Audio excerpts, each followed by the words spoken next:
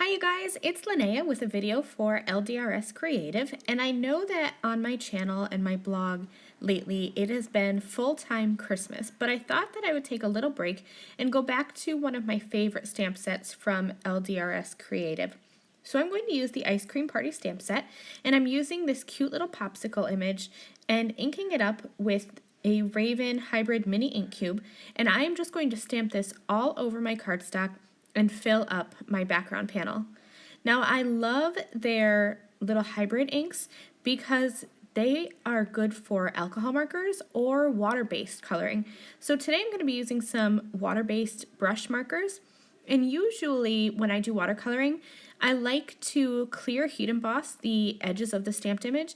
I didn't do that today because the lines on this little popsicle image are thick, so that really helps a messy watercolor artist like me, because since they're a little bit thicker it helps me kind of stay in. I have that little bit of an oops area, I like to call it, where if I color over that black line I'm not going to really color outside of the image.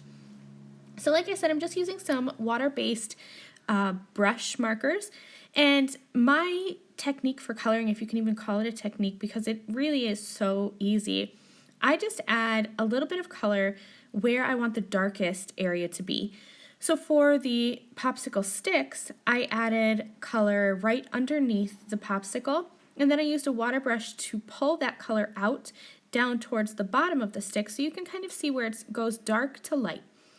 And then for the actual popsicle images themselves, I'm adding color towards the bottom of the popsicle, and then I will use my water brush again to kind of blend out that color and pull it and drag it towards the top.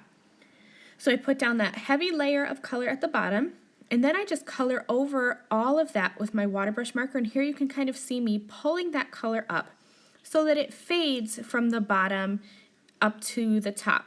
And I really like how that looks. It's super easy to do, but it kind of gives a little bit of a shadow effect.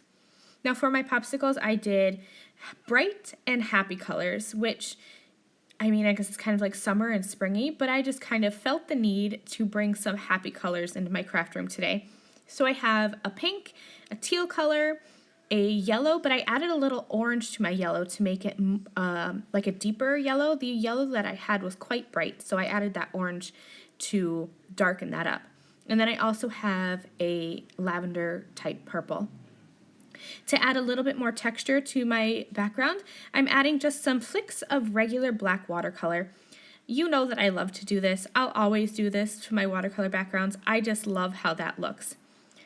So you could definitely just finish off the card like this and have it be a fun background, but I thought, why not step it up and bring just a little bit more happiness into this card?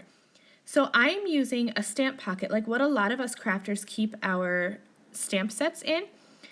I pushed my background all the way down into that pocket and cut off the excess, but leaving a little bit of a flap there, because this is how we're going to create our infinity shaker. It's going to completely cover the front of our card with little shaker bits. I find it's easier to fold this edge over if I kind of make the edges at a slant, but you definitely don't have to.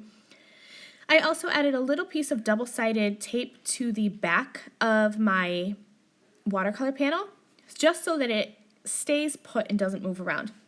And then I dumped in a bunch of my shaker bits, and I will fold this little flap over and start sealing this up using some double-sided adhesive. This is a really easy way to create a full panel shaker card.